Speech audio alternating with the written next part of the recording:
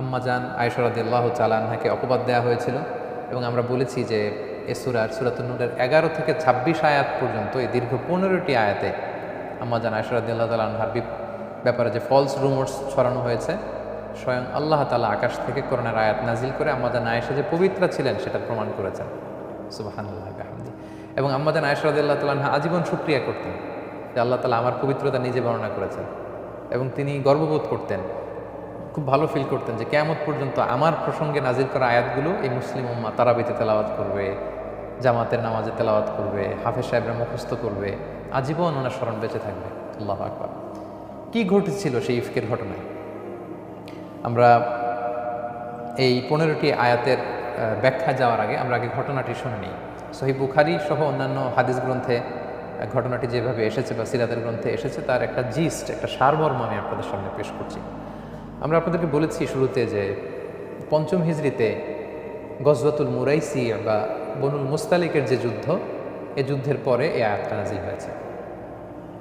এই যুদ্ধে সর্বপ্রথম আব্দুল্লাহ ইবনে উবাই ইবনে সালুল, মানে মদিনার যে মুনাফিক সর্দার, সে দলবল নিয়ে অংশগ্রহণ করেছিল। এর আগের কোনো যুদ্ধে অংশগ্রহণ করেনি। এবং আপনারা জানেন যে উহুদের যুদ্ধে 300 জন সৈন্য নিয়ে এই মুনাফিক নেতা আব্দুল্লাহ ইবনে উবাই ইবনে সালুল সে পলায়ন করেছিল, সে চলে এসেছিল। কিন্তু এই বনুল মুস্তালিকের যুদ্ধে সে কেন অংশগ্রহণ করলো? এর কারণ হচ্ছে এই যুদ্ধের যে অভিযান খুব কাছাকাছি। কারণ বনুল মুস্তালিক তারা জেদ্দার পাশে মুরাইসি নামে একটা ঝর্ণা ছিল, সেই জেদ্দা এবং রাগেবের পাশে, এই ঝর্ণার আশেপাশে মরুভূমির পাশে অবস্থান করা জনগোষ্ঠীর নামই হচ্ছে মূলত বনুল মুস্তালিক। তো সে হিসাব করেছে যে অভিযান যেহেতু কাছাকাছি এবং এই যুদ্ধে জিতে যাওয়ার সম্ভাবনা খুব very high possibility, so war booties, যুদ্ধলব্ধ যে সম্পদ এগুলো পাওয়া যাবে, সে সম্পদের লোভে এই যুদ্ধে অংশগ্রহণ করেছিল। যুদ্ধ থেকে ফেরার পথে এক জায়গায় পানি সংগ্রহ করার জন্য রাসূল সাল্লাল্লাহু আলাইহি ওয়াসাল্লাম সাহাবীদেরকে আদেশ করলেন। এই পানি সংগ্রহ করতে যেয়ে আনসার এবং মুহাজির সাহাবীদের মধ্যে বাকবিতণ্ডা থেকে ঝগড়ার পর্যায়ে চলে গেল। তখন এই মুনাফিক সর্দার সে বলল, হে আনসাররা, মানে মদিনার আদিবাসীরা, তোমরা এই মুহাজির সাহাবীদেরকে জায়গা দিয়েছ, নিজের বাড়ি দিয়েছ, ঘর দিয়েছ, একাধিক স্ত্রী ছিল, স্ত্রী তালাক দিয়ে তাদেরকে বউ দিয়েছ, আজকে তারা তোমাদের ঘাড়ে চেপে বসেছে। আমরা এবার মদিনাতে গেলে এটার একটা এসপার ওসপার হবে, এদেরকে ঘাড় ধাক্কা দিয়ে আমরা মদিনা থেকে বের করে দেব। সে এরকম স্পর্ধা দেখালো। এই কথা যখন রাসূল সাল্লাল্লাহু আলাইহি ওয়াসাল্লাম শুনলেন, তিনি খুব কষ্ট পেলেন এবং একটা ঝগড়া বিবাদের পর্যায়ে চলে গেল আনসার এবং মুহাজির সাহাবী। তখন রাসূল সাল্লাল্লাহু আলাইহি ওয়াসাল্লাম ভাবলেন যে আমি যদি সফরের মাঝখানে কাফেলাতে প্রায় ব্রেক দেই, তখন লোকজন বিশ্রামের সুযোগ পাবে আর এটা নিয়ে আরও ঝগড়া বাড়াবে। রাসূল সাল্লাল্লাহু আলাইহি ওয়াসাল্লাম বললেন, না, থামাথামি নেই, লেটস মুভ টু মদিনা, চলো মদিনায় যেতে থাকি। মদিনায় পৌঁছার কিছু আগে রাসূল সাল্লাল্লাহু আলাইহি ওয়াসাল্লাম একটা শর্ট ব্রেক দিলেন। সম্মানিত শুধু এই ঘটনাটি খুব মনোযোগ দিয়ে আপনাদেরকে শুনতে হবে, তাহলে আপনারা এই 15 আয়াতের, যেটা আমি একটু পরে শুরু করব, এটা আপনারা কানেক্ট করতে পারবেন, মেলাতে পারবেন। রাসূল সাল্লাল্লাহু আলাইহি ওয়াসাল্লাম একটা শর্ট ব্রেক দিলেন, তারপর আবার কাফেলা ছোটালেন। সাধারণত রাসূল সাল্লাল্লাহু আলাইহি ওয়াসাল্লাম সফরে এত শর্ট ব্রেক দেন না, আরও সময় দেন বিশ্রামের, ঘুমানোর। কিন্তু রাসূল সাল্লাল্লাহু আলাইহি ওয়াসাল্লাম খুব শর্ট ব্রেক দিয়ে, যাতে লোকজন ওই যে ঝগড়া হয়েছিল আনসার মুহাজিরদের মাঝে, এটা যাতে আর বাড়তে না পারে, তিনি বললেন চলো মদিনায় ছুটি। আম্মাজান আয়েশা রাদিয়াল্লাহু তাআলা আনহা বর্ণনা করেন, বনুল মুস্তালিকের এই অভিযানে আমি রাসূল সাল্লাল্লাহু আলাইহি ওয়াসাল্লামের স্ত্রীদের মধ্যে থেকে ছিলাম। এবং রাসূল সাল্লাল্লাহু আলাইহি ওয়াসাল্লামের অভ্যাস ছিল, তিনি কোনো সফরে বা অভিযানে গেলে তিনি লটারি করতেন। লটারিতে যে স্ত্রীর নাম আসতো তাকে নিয়ে তিনি আউটিংয়ে যেতেন। তো আম্মাজান আয়েশা বলেন, এই সফরে আমার নাম এসেছিল, ফলে আমি ওনার সাথে সফর সঙ্গী ছিলাম। এবং ওনার জন্য একটা স্পেশাল উট ছিল, উটের হাউদাজ, মানে আমাদের দেশের পালকির মতো, এটার ভেতরে তিনি বসতেন এবং পর্দা নামিয়ে দেয়া হতো। কারণ সূরা নূর, সূরা আহজাবের পরে নাজিল হয়েছে, অর্থাৎ ইতিমধ্যে পর্দার বিধান ফরজ হয়েছে। ফলে আম্মাজান আয়েশা রাদিয়াল্লাহু তাআলা আনহা যে পালকি বা হাউদাজে বসতেন, দুই দিকে পর্দা নামানো ছিল। তো তিনি বর্ণনা করছেন যে আমাদের যখন ব্রেক দেওয়া হলো, আমি নামলাম, আমি একটু প্রকৃতির ডাকে সাড়া দিতে দূরে গেলাম, দিয়ে যখন ফিরছি হঠাৎ আমি গলায় হাত দিয়ে দেখি আমার গলার হার নেই, মানে গলার লকেটটা মিসিং। তো আমি আমার গলার হার খুঁজতে খুঁজতে আবার যেখানে গিয়েছিলাম প্রাকৃতিক ডাকে সাড়া দিতে, ওখানে গেলাম। খুঁজতে খুঁজতে খুঁজতে খুঁজতে আলহামদুলিল্লাহ আমি পেলাম। পেয়ে গলায় এটা পরে আমি ফিরে আসলাম। এসে দেখি কাফেলার কেউ নেই। এখানে ঘটনা যেটা ঘটেছে, আম্মাজান আয়েশা তখন খুবই মানে পাতলা গড়নের একজন নারী ছিলেন, হালকা পাতলা। ফলে উনি পালকিতে উঠলেও যে ওজন, না উঠলেও খুব বেশি পার্থক্য হতো না। ফলে পালকির যেহেতু পর্দা নামানো ছিল, যে সাহাবারা এই পালকি বা হাওদাজ ওটের উপরে রাখবে, তারা ভাবছে ভিতরে হয়তো আম্মাজান আয়েশা বসে আছেন। সুবহানাল্লাহ, তারা এই পালকি বা হাওদাজ নিয়ে ওটের উপর বেঁধে দিয়েছে। পুরো কাফেলা রওনা হয়েছে মদিনার দিকে। এখন আম্মাজান আয়েশা রাদিয়াল্লাহু তাআলা আনহা তিনি এসে দেখে ইন্না লিল্লাহি, এখানে তো কেউ নাই, সবাই তো চলে গেছে। তো আম্মাজান আয়েশা খুবই বুদ্ধিমতী এবং সাহসী নারী ছিলেন। তিনি ভাবলেন যে আমাকে না পেয়ে রাসূল সাল্লাল্লাহু আলাইহি ওয়াসাল্লাম ঠিকই লোক পাঠাবেন নেয়ার জন্য। এক কাজ করি, আমি চাদর মুড়ি দিয়ে শুয়ে থাকি। যে চিন্তা সেই কাজ। আম্মাজান আয়েশা রাদিয়াল্লাহু তাআলা আনহা তিনি চাদর গায়ে দিয়ে শুয়ে পড়লেন। আর রাসূল সাল্লাল্লাহু আলাইহি ওয়াসাল্লাম একজন সাহাবাকে অ্যাসাইন করেছিলেন, তার নাম হচ্ছে সফওয়ান ইবনু মুআত্তাল রাদিয়াল্লাহু তাআলা আনহু। ওনাকে রাসূল সাল্লাল্লাহু আলাইহি ওয়াসাল্লাম দায়িত্ব দিয়েছিলেন যে কাফেলা যখন ছুটবে তখন তুমি যেয়ে দেখবে যে ওই জায়গায় কারো কোনো জরুরি জিনিসপত্র হারিয়ে গেল কিনা, কেউ রয়ে গেল কিনা। বর্তমান সময়ে যেটাকে আমরা লস্ট অ্যান্ড ফাউন্ড বলি। তো কাফেলায় লস্ট অ্যান্ড ফাউন্ডের দায়িত্বে ছিলেন সফওয়ান ইবনে মুআত্তাল রাদিয়াল্লাহু তাআলা আনহু। তো তিনি দায়িত্ব পালনের জন্য সবাই যখন চলে গেল, ঘুরে ঘুরে দেখছেন কিছু পড়ে রইল কিনা, কারো কিছু মিসিং কিনা। হঠাৎ তিনি মরুভূমির মাঝে দেখেন যে কালো কাপড়ে জড়ানো শুয়ে থাকা এক নারী। কাছে আসলেন, ফজরের সময় হয়ে গিয়েছে। আম্মাজান আয়েশা তিনি ওঠার পরেই আম্মাজান আয়েশা রাদিয়াল্লাহু তাআলা আনহার চেহারা দেখে চিনে ফেললেন, কারণ পর্দার আয়াত নাজিল হওয়ার আগে আম্মাজান আয়েশা রাদিয়াল্লাহু তাআলা আনহার চেহারা তিনি দেখেছিলেন একবার। এই মরুপ্রান্তরে আম্মাজান আয়েশাকে একা পড়ে থাকতে দেখে তিনি ইন্না লিল্লাহি ওয়া ইন্না ইলাইহি রাজিউন, ইন্না লিল্লাহি ওয়া ইন্না ইলাইহি রাজিউন এরকম আওয়াজ করে পড়তে লাগলেন। আম্মাজান আয়েশাও তিনি চেহারা ঢেকে ফেললেন। তখন সফওয়ান ইবনে মুআত্তাল বুঝতে পেরেছেন যে তিনি কাফেলার সাথে যেতে পারেননি।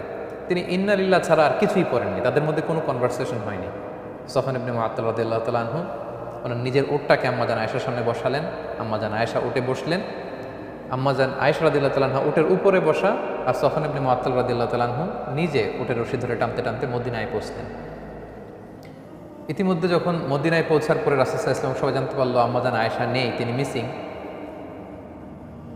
তখন মুনাফিক সর্দার আব্দুল্লাহ ইবনে উবাই ইবনে সালুল, এই দুষ্ট লোকটা, সে এই স্ল্যান্ডারিং শুরু করলো, রুমর ছড়াতে লাগলো। সে বলল, দেখো তিনি তোমাদের কাছে নবী সেজে বসে আছেন, আর তার স্ত্রী আয়েশা সেই সফওয়ানের সাথে নিশ্চয়ই পরকীয়ার সম্পর্ক ছিল।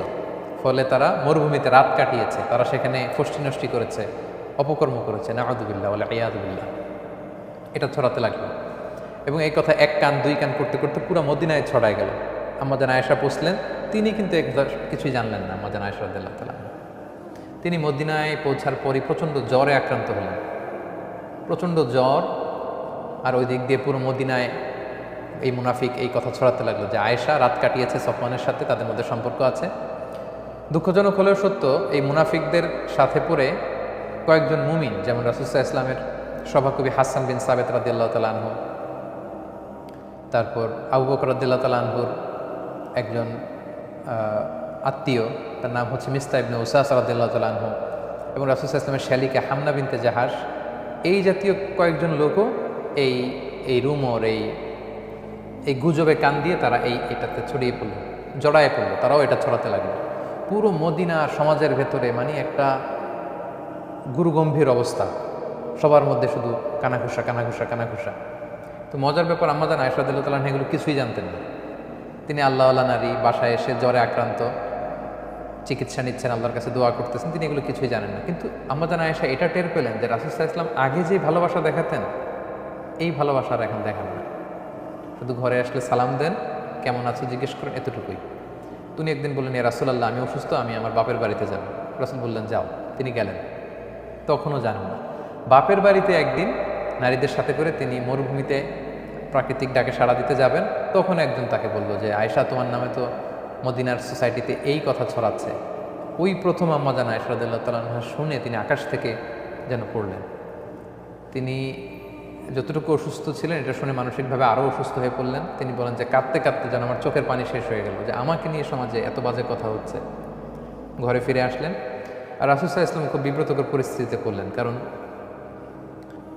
ওনার স্ত্রী, উনি একজন নবীর স্ত্রীর ব্যাপারে, আমাদের আম্মাজান আয়েশা রাদিয়াল্লাহু তাআলা আনহার ব্যাপারে এমন কথা ছড়াচ্ছে, আর আল্লাহ তাআলাও কিছু জানাচ্ছেন না। রাসূল সাল্লাল্লাহু আলাইহি ওয়াসাল্লাম জনে জন জিজ্ঞেস করলেন যে আলী, তুমি কি মনে করো আয়েশা কি এটা করবে? আলী রাদিয়াল্লাহু বলেন, আমি তো ওনাকে ভালোই জানি, তবে এত চিন্তিত হওয়ার কারণ নেই রাসূলুল্লাহ, প্রয়োজনে আপনি আরেকটা বিয়ে করবেন। আয়েশা রাদিয়াল্লাহু তাআলা আনহার দাসীকে জিজ্ঞেস করলেন, তুমি আয়েশাকে কেমন দেখেছো, সে কি এই কাজ করবে? সে বলল, আয়েশাকে তো আমি ভালো ছাড়া কোনো খারাপ জিনিস দেখিনি আর রাসূলুল্লাহ তার মধ্যে। তবে মাঝে মাঝে আটার খামির বানাতে দিলে দেখতাম যে আয়েশা ঘুমিয়ে পড়েছে, বিড়াল এসে খামির খেয়ে ফেলেছে, এতটুকু দোষই আমি পাই, এর চেয়ে কোনো দোষ তো পাই না। রাসূল সাল্লাল্লাহু আলাইহি ওয়াসাল্লাম আয়েশা রাদিয়াল্লাহু তাআলা আনহার ব্যাপারে কোনো বাজে নেগেটিভ রিভিউ তিনি পেলেন না। রাসূল সাল্লাল্লাহু আলাইহি ওয়াসাল্লাম যখন দেখলেন যে 1 মাস হয়ে গেল মদিনাতে কানাঘুষা, কোনো আয়াত নাজিল হচ্ছে না, আর আব্দুল্লাহ ইবনে উবাই ইবনে সালুল একটা সুযোগও পেয়ে গিয়েছে, তিনি আবু বকর রাদিয়াল্লাহু তাআলা আনহুর ঘরে গেলেন এবং যে আয়েশাকে ডেকে বললেন, আয়েশা, তুমি যদি সত্যিই কোনো পাপ করে থাকো আল্লাহর কাছে ক্ষমা চাও, আল্লাহ তো ক্ষমাশীল। আম্মা জান আয়েশা এই কথা শুনে আরও কষ্ট পেলেন। তিনি রাসূল সাল্লাল্লাহু আলাইহি ওয়াসাল্লামের প্রশ্নের উত্তর দিলেন না, বললেন, বাবা আপনি উত্তর দিন আমার পক্ষ থেকে। মাকে বললেন যে মা আপনি বলেন। তারা বললো যে আমরা কি বলবো রাসূল সাল্লাল্লাহু আলাইহি ওয়াসাল্লামকে। তখন আম্মা জান আয়েশা বলেন যে আমি যে পুত পবিত্রা নারী, আমি যে কোনো পাপ কাজ করিনি, এটা পৃথিবীর কেউ না জানলেও আমার আল্লাহ জানে, আল্লাহ তাআলা নিশ্চয়ই আমার পবিত্রতা ঘোষণা করবেন। কিছুক্ষণ পর রাসূল সাল্লাল্লাহু আলাইহি ওয়াসাল্লাম একটু গম্ভীর হয়ে বসেছিলেন, হঠাৎ তিনি চোখ খুলে খুব খুশ মেজাজ নিয়ে বলতে লাগলেন, আয়েশা আল্লাহ শুকরিয়া করো, আল্লাহ তাআলা তোমার পবিত্রতা বর্ণনা করে আয়াত নাজিল করেছেন। তখন আয়েশা রাদিয়াল্লাহু আনহার মা বললেন, আয়েশা তুমি বিশ্বনবীর কাছে যাও, থ্যাঙ্কস জানাও, শুকরিয়া করো, কারণ আল্লাহ তাআলা তোমার পবিত্রতা বর্ণনা করেছেন, তুমি যে নিষ্পাপ এটা আল্লাহ কোরআনের আয়াত দিয়ে জানিয়ে দিয়েছেন। আম্মা জান আয়েশা বললেন, আমি রাসূল সাল্লাল্লাহু আলাইহি ওয়াসাল্লামের প্রশংসা কেন করব? তিনি তো আমাকে বিশ্বাস করেননি, বা তিনি তো আমার পবিত্রতা ঘোষণা করেননি। আমার পবিত্রতা যিনি ঘোষণা করেছেন যে সত্তা মহান আল্লাহ রাব্বুল ইজ্জা, আমি তার প্রশংসা করছি। আল্লাহু আকবার।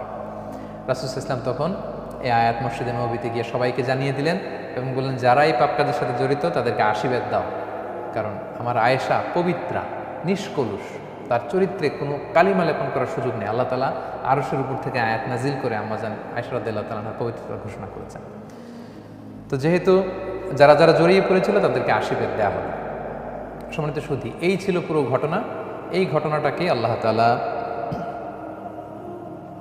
সূরাতুন নূরের 11 নম্বর আয়াত থেকে 26 নম্বর আয়াত পর্যন্ত তিনি বলেছেন। আমরা এটা কন্টিনিউ করব এবং এই ঘটনাটার প্রসঙ্গে যে আয়াতগুলো এসেছে এগুলো বলে আজকের লাইট আপন লাইট সিরিজের প্রথম পর্ব আমরা শেষ করবো ইনশাআল্লাহ। সম্মানিত শুধু আপনারা পুরো ঘটনাটা জানলেন, এবার দেখি যে এই ঘটনাটাকে আল্লাহ কিভাবে উপস্থাপন করেছেন এবং আম্মা জান আয়েশা রাদিয়াল্লাহু তাআলা আনহাকে অপবাদ দেওয়াটা যে আল্লাহর কাছে কত বড় ছিল, আল্লাহ তাআলা যে কত নাখুশ হয়েছেন এবং মদিনাতে সাহাবারা কেন এটা নিয়ে কানাঘুষা করলো, কেন আম্মা জান আয়েশার পক্ষ নিল না, কেন আম্মা জান আয়েশাকে ডিফেন্ড করলো না, এ ব্যাপারে আল্লাহ তাআলা অনেক ধমক দিয়েছেন, আয়াতগুলোতে হুঁশিয়ারি দিয়েছেন, ওয়ার্নিং দিয়েছেন এবং সাহাবাদেরকে ভর্ৎসনা করে আমাদেরকে এই মেসেজটাই আল্লাহ তাআলা দিতে চেয়েছেন যে কারোর ব্যাপারে কিছু শুনেই ওই রুমর তোমরা গুজবে কান দিবে না, আগে সত্যতা যাচাই করে নিবে। আর কারো ব্যাপারে কোনো একটা পাপের কথা, মন্দ কথা শুনলে আমাদের কেন এত ইন্টারেস্ট থাকবে, যে ব্যাপারে আমার কোনো, ইটস নট মাই বিজনেস, এখানে আমার কোনো সম্পৃক্ততা নেই। আমরা যদি এই অ্যাটিটিউড বিলং করি, বেসিক্যালি আল্লাহ তাআলা এই আয়াতগুলোর মধ্যে দিয়ে এই শিক্ষাটাই দিচ্ছেন। প্রিয় সুধী, তাহলে আসুন আমরা দেখি 11 নম্বর আয়াত থেকে আল্লাহ তাআলা আমাদেরকে কি জানাতে চাচ্ছেন। আল্লাহ তাআলা বলছেন, ইন্নাল্লাযীনা জাউ বিল ইফকি উসবাতুম মিনকুম। আয়েশা রাদিয়াল্লাহু তাআলা আনহার ব্যাপারে যে মিথ্যা অপবাদ ছড়ানো হলো, এই পুরো ঘটনাটাকে আরবিতে ইফক বলা হয়। ইফক মানে মিথ্যা কিছু বলা, হাদিসুল ইফকের ঘটনা বলা হয়। আল্লাহ বলছেন যে যারা এই মিথ্যা অপবাদের ঘটনা নিয়ে এসেছে তারা তোমাদের মধ্য থেকেই একটা দল, মানে মুনাফিক দল। লা তাহসাবুহু শাররাল লাকুম, তোমরা ব্যাপারটাকে একেবারে খারাপ মনে করো না, বাল হুয়া খায়রুল লাকুম, ইন এ সেন্স এটা একদিক থেকে তোমাদের জন্য ভালো যে আম্মা জান আয়েশা যে একজন মহিয়সী নারী, এটা আল্লাহ তাআলা প্রমাণ করে দিয়েছেন। আম্মা জান আয়েশা রাদিয়াল্লাহু তাআলা আনহা তিনি যে পুত পবিত্রা, এটা আল্লাহ তাআলা কোরআনের আয়াত নাজিল করার মাধ্যমে আমাদেরকে জানিয়ে দিয়েছেন। এরপর আল্লাহ বলছেন যে লিকুল ইমরি মিনহুম মাকতাসাবা মিনাল ইসম, এই অপবাদের কাজে যার যতটুকু পোর্শন ছিল সে ততটুকু পাপ অর্জন করেছে, এটা মহাপাপের কাজ তোমরা করেছো। ওয়াল্লাযী তাওয়াল্লা কিবরাহু, আর এই প্রোপাগান্ডায় যে লিড দিয়েছে, বলুন তো দেখি কে লিড দিয়েছিল এই প্রোপাগান্ডায়? মনে আছে আপনাদের তার নাম? জি, আপনারা ঠিকই ধারণা করেছেন, তিনি হচ্ছে মুনাফিক সর্দার আব্দুল্লাহ ইবনে উবাই ইবনে সালুল। আল্লাহ তাআলা তার কথা এখানে বলছেন যে এই প্রোপাগান্ডায় যে লিড দিয়েছে, লাহু আযাবুন আযীম, তার জন্য কঠিন শাস্তি অপেক্ষা করছে, কঠিন শাস্তি তার জন্য অপেক্ষা করছে। লাউলা ইজ সামি'তুমুহু যান্নাল মুমিনুনা ওয়াল মুমিনাতু বিআনফুসিহিম খায়রা, আল্লাহ বলছেন যখন তোমরা আয়েশার ব্যাপারে এটা শুনলে, তোমরা বিশ্বাসী নারী পুরুষরা নিজেদের ব্যাপারে ভালো ধারণা কেন করলে না? আল্লাহ প্রশ্ন করছেন, আয়েশার মতো একজন পুত পবিত্র নারী, তোমাদের মা উম্মুল মুমিনিন, তোমাদের নবীর স্ত্রী, তার ব্যাপারে শুনে তাকে ডিফেন্ড করলে না কেন? তার ব্যাপারে সুধারণা পোষণ করলে না কেন? আল্লাহ কেমন যেন ধমক দিচ্ছেন। ওয়াকালু হাদা ইফকুম মুবিন, আর কেন বলতে পারলে না যে এটা সুস্পষ্ট মিথ্যাচার? কেন বললে না এটা? লাউলা জাউ আলাইহি বিআরবাআতি শুহাদা, আর যারা এই অপবাদ দিয়েছে তারা যদি সত্যবাদী হয় তাহলে তারা 4 জন সাক্ষী নিয়ে আসে না কেন? তোমরা সাক্ষী নিয়ে আসো পারলে 4 জন। সাক্ষী আনবে কোত্থেকে? এটা তো পুরা নির্জলা মিথ্যা কথা, ডাহা মিথ্যা। এর চেয়ে বড় মিথ্যা তো আল্লাহর জামিনে আর হতে পারে না। সাক্ষী আর কোত্থেকে আনবে? আল্লাহ বলছেন যে যদি তোমরা সত্যবাদী হতো 4 জন সাক্ষী নিয়ে আসো। ব্যভিচারের বিধান তো আমি তোমাদের জানিয়েই দিয়েছি যে 4 জন সাক্ষী লাগবে এটা প্রমাণ করতে হবে।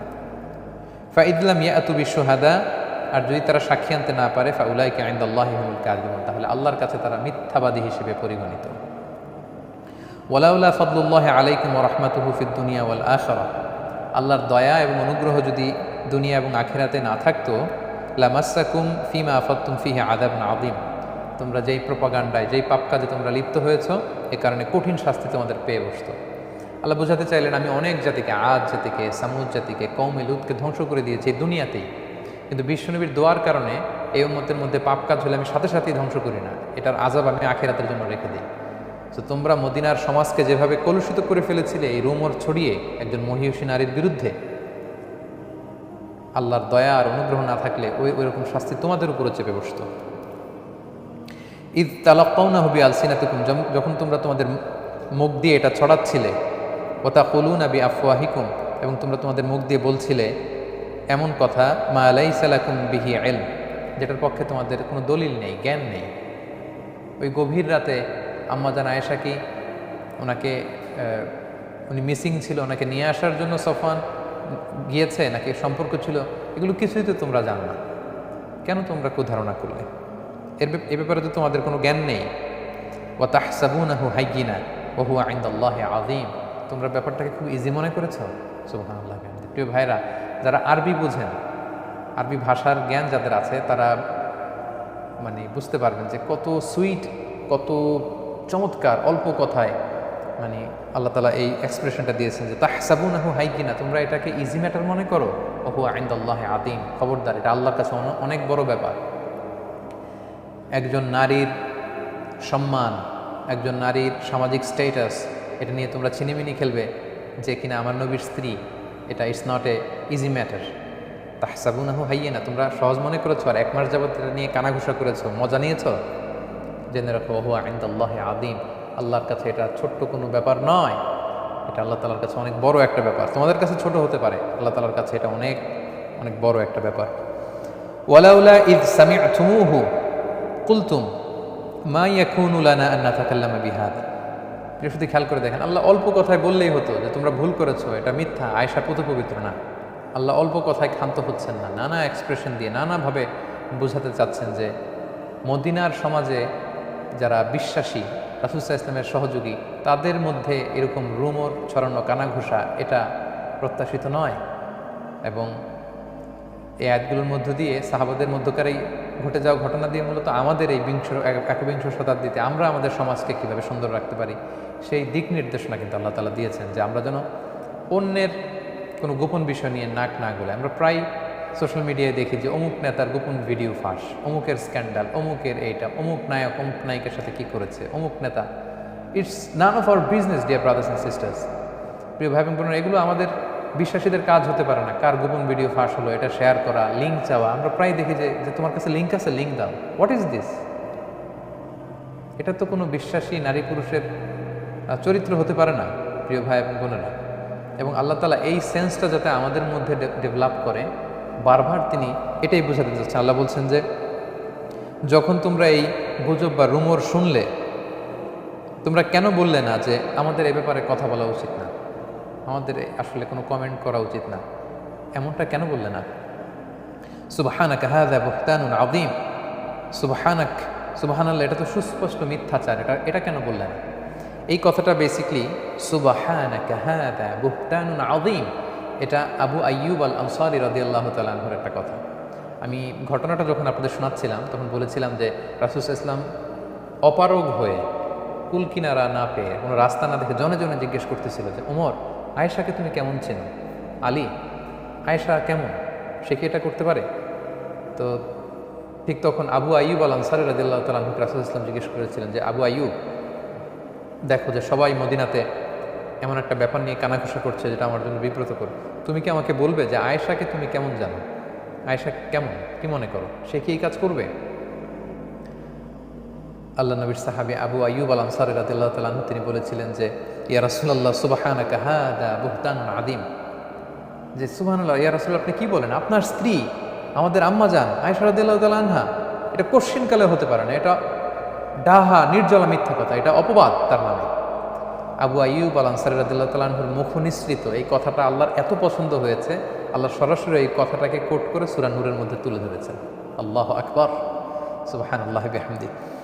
আল্লাহ তাআলা আবু আইয়ুব আল আনসারী রাদিয়াল্লাহু তাআলা আনহুর কথাটাই কোট করেছেন যে তোমরা কেন এরকম বললে না যে সুবহানাকা হাদা বুহতানুন আযীম, আল্লাহ মহান, এটা তো সুস্পষ্ট অপবাদ, এরকম কেন বললে না? এরপর সবশেষে আল্লাহ বলছেন ইয়াইদুকুমুল্লাহু আন তাউদু লিমিসলিহি আবাদা ইন কুনতুম মুমিনিন, হে মুসলিম বিশ্ব, যদি তোমরা বিশ্বাসী হয়ে থাকো এরকম কাজ তোমরা আর কখনো পুনরাবৃত্তি করবে না। আল্লাহ তাআলা তোমাদের অর্ডার দিচ্ছেন বা উপদেশ দিচ্ছেন। এক্সপ্রেশনটা দেখেন যে আর কখনো যাতে, এবার যা হয়েছে হয়েছে, আমি আরশের অধিপতি আয়াত নাজিল করে আমার প্রিয় বান্দি আয়েশার পবিত্রতা বর্ণনা করেছি, এটার ফায়সালা জানিয়েছি, কিন্তু আর কখনো যাতে এরকম ঘটনা না ঘটে। ওয়ায়ুবাইয়িনুল্লাহু লাকুমুল আয়াত, আল্লাহ তাআলা তোমাদের জন্য তার আয়াতগুলোকে সুস্পষ্টভাবে বর্ণনা করেন। আল্লাহু আলিমুন হাকিম, আল্লাহ তাআলা তিনি মহাজ্ঞানী, তিনি প্রজ্ঞাময় বা প্রজ্ঞাবান। এরপর আল্লাহ তাআলা বলছেন ইন্নাল্লাযীনা ইউহিব্বুনা আন তাশিআল ফাহিশাতু ফিল্লাযীনা আমানু, যারা চায় যে বিশ্বাসীদের মধ্যে অশ্লীলতা ছড়িয়ে পড়ুক, লাহুম আযাবুন আলীম, তাদের জন্য রয়েছে কঠিন শাস্তি, ফিদ দুনিয়া ওয়াল আখিরা, দুনিয়াতেও আছে আখিরাতেও আছে। আল্লাহু ইয়ালামু ওয়া আনতুম লা তা'লামুন, আল্লাহ তাআলা জানেন কোনটা সঠিক, এটা আল্লাহ তাআলা জানেন, তোমরা জানো না। এই আয়াতটা অনেক পাওয়ারফুল একটা আয়াত প্রিয় সুধী। আল্লাহ তাআলা বলছেন যারা চায় বিশ্বাসীদের মাঝে অশ্লীলতা ছড়িয়ে পড়ুক, তাদের দুনিয়াতেও শাস্তি আছে, আখিরাতেও শাস্তি আছে।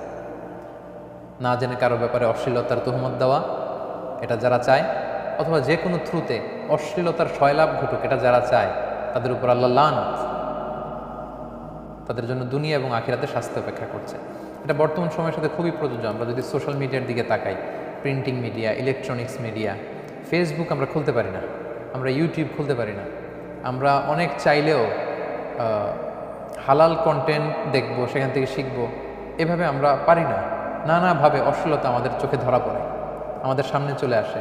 তার মানে একজন আপ্রাণ চেষ্টা করে যাচ্ছে অশ্লীলতা থেকে দূরে থাকা, তারপরে সে পারছে না। কারণ কিছু লোক এই অশ্লীলতা এবং বেহায়াপনাকে সোশ্যাল মিডিয়ায়, ফেসবুকে, ইউটিউবে এমনভাবে ছড়িয়ে দিচ্ছে যেটা বিশ্বাসীদের ঈমান নষ্ট করছে, তাদের চরিত্র নষ্ট করছে। যারা এই কাজে অংশগ্রহণ করবে, যারা চায় যে অশ্লীলতা, অ্যাডাল্ট্রি, ফর্নিকেশন, লিভ টুগেদারের কালচার, এই বেহায়াপনা ছড়িয়ে পড়ুক, আল্লাহ সতর্ক করে দিয়ে বলছেন তাদের জন্য দুনিয়াতেও শাস্তি আছে, আখিরাতেও শাস্তি আছে। এবং আল্লাহ তাআলা জানেন, তোমরা জানো না। অর্থাৎ অনেকের মনে হতে পারে এটাতে আর কি সমস্যা, কিন্তু এটা যে কত সুদূর প্রসারী, এটা যে কিভাবে একটা সোশ্যাল অর্ডারকে ড্যামেজ করে দেয়, এটা যে কিভাবে আমাদের তরুণ নওজোয়ান যারা কর্ডোবা বিজয় করেছিল, যারা ফিলিস্তিন বিজয় করেছিল, যারা লক্ষ লক্ষ বর্গমাইল শাসন করেছিল, যারা আমাদের খেলাফতকে বিস্তৃত করেছিল, যে উসমানী খেলাফত প্রায় 600-700 বছর বিস্তীর্ণ ছিল, তাদের নাম শুনলে ইসলাম বিরোধীরা কাঁপত। এই নওজোয়ানদের মধ্যে আজকে ইসলামকে বিজয়ী শক্তি হিসেবে দেখার কোনো চেতনা নেই, প্রেরণা নেই। কারণ এই অশ্লীলতা, এই বেহায়াপনা তাদের সেই চেতনা, তাদের স্পিরিটকে ধ্বংস করে দিয়েছে। সো